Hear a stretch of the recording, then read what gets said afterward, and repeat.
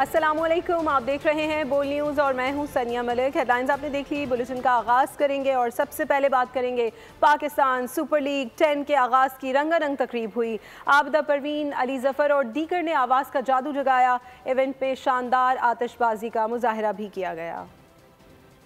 और Pakistan super league का पहला मैच इस्लामाबाद यूनाइटेड के नाम पिंडी स्टेडियम में लाहौर कलंदर्स को इबरतनाक शिकस्त हुई। इस्लामाबाद यूनाइटेड ने लाहौर कलंदर्स का 140 रन का हदफ 2 विकेटों के नुकसान पर 18वें ओवर में पूरा कर लिया। कोलन मनरो ने शानदार निस्फ सेंचुरी स्कोर की। सलमान अली आगा 41 रन बनाकर नाकाबिले शिकस्त रहे। पाकिस्तान सुपर लीग सीजन 10 का आगाज। इफ्तिताही मैच में इस्लामाबाद यूनाइटेड बाजी ले गया। लाहौर कलंदर्स को शिकस्त का सामना। कोलन मिनरो और सलमान अली आगा ने लाहौर कलंदर्स के बॉलर्स का भुरकस निकाल दिया। इस्लामाबाद यूनाइटेड ने टॉस जीतकर पहले लाहौर कलंदर्स को बैटिंग की दावत दी। लाहौर की टीम शुरू ही से मुश्किलात का शिकार रही। फखर जमान 1, मोहम्मद नईम 8 रन बनाकर आउट हुए। अब्दुल्ला शफीक ने 66 रन की शानदार इनिंग्स खेली। उनके अलावा कोई भी खिलाड़ी अच्छी कारकर्दगी न दिखा सका। लाहौर कलंदर्स की पूरी टीम 139 रन पर ढेर हो गई। जवाब में इस्लामाबाद यूनाइटेड ने 140 रन का हदफ बआसानी हासिल कर लिया। पाकिस्तान सुपर लीग में इस्लामाबाद यूनाइटेड को रिकॉर्ड 3 बार टाइटल जीतने का एजाज हासिल है। लाहौर कलंदर्स दोबारा चैंपियन बन चुकी है। बकिया 4 टीमों ने एक बार टाइटल जीता। PSL में शामिल तमाम 6 टीमें फतह का ताज सर पर सजा चुकी हैं कि आगाज 2016 में UAE से हुआ। मिसबा की क़यादत में इस्लामाबाद यूनाइटेड ने मैदान मारा। 2017 में पेशावर ज़ल्मी ने कोयटा ग्लैडिएटर्स को हराकर ट्रॉफी अपने नाम की। 2018 में यूनाइटेड फिर बाजी ले गए। 2019 में कोयटा ग्लैडिएटर्स ने सरफराज की क़यादत में टाइटल जीता। 2020 में कराची किंग्स बने PSL के चैंपियन। सीजन 6 की ट्रॉफी रही मोहम्मद रिजवान की मुल्तान सुल्तान्स के नाम। 2022 में लाहौर कलंदर्स ने मचाई धूम। शाहीन आफरीदी की क़यादत में टीम का बेड़ा पार हुआ। 2023 में कलंदर्स लगातार दूसरा टाइटल जीतने वाली पहली टीम बनी। 2024 के नवे एडिशन में इस्लामाबाद यूनाइटेड ने तीसरी बार ट्रॉफी उठाई। और PSL सीजन 10 बोल न्यूज़ की स्पेशल ट्रांसमिशन खेल का जुनून में माहिराना तबसरे और तज्जिए। साबिक क्रिकेटर तनवीर अहमद ने कहा कि रावलपिंडी स्टेडियम में 200 से 250 रन आराम से बनते हैं। उम्मीद थी इस बार भी PSL में ऐसा ही होगा। तनवीर अहमद ने सवाल उठाया कि सलमान बट कमेंट्री पैनल में क्यों हैं। फवाद मुस्तफ़ा ने मोहम्मद रिजवान को अंग्रेजी ना बोलने का मशवरा दे दिया।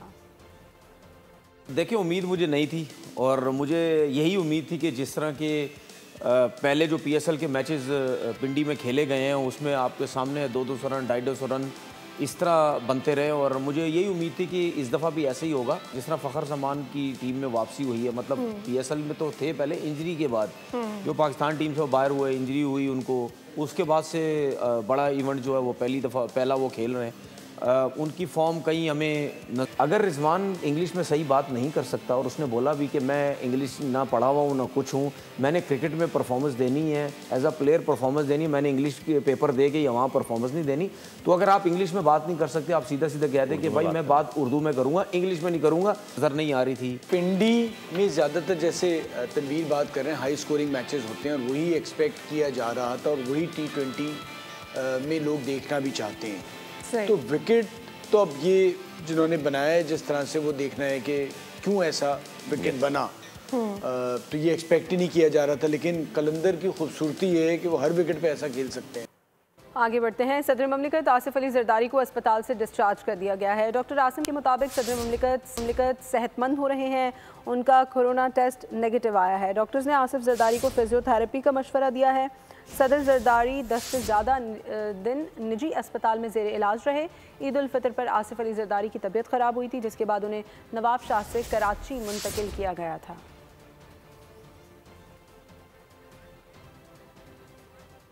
वज़ीर आज़म शहबाज शरीफ बेलारूस का 2 रोज़ा दौरा मुकम्मल करके लंदन पहुँच गए हैं। दौरे के दौरान दोनों ममालिक के दरमियान मुख्तलिफ शोबों में ताउन को फ़रोग़ देने के लिए अहम मुआहदे हुए। वज़ीर आज़म शहबाज शरीफ का कहना था कि पाकिस्तान में मुख्तलिफ शोबों में सरमायाकारी के बेपनाह मौक़े मौजूद हैं। बेलारूस के सदर ने कहा कि वज़ीर आज़म शहबाज शरीफ के दौरे से दोतरफ़ा ताल्लुकात को नई जहत मिलेगी। सब्सक्राइब करें और बेल दबाएं ताकि कोई खबर रह न जाए।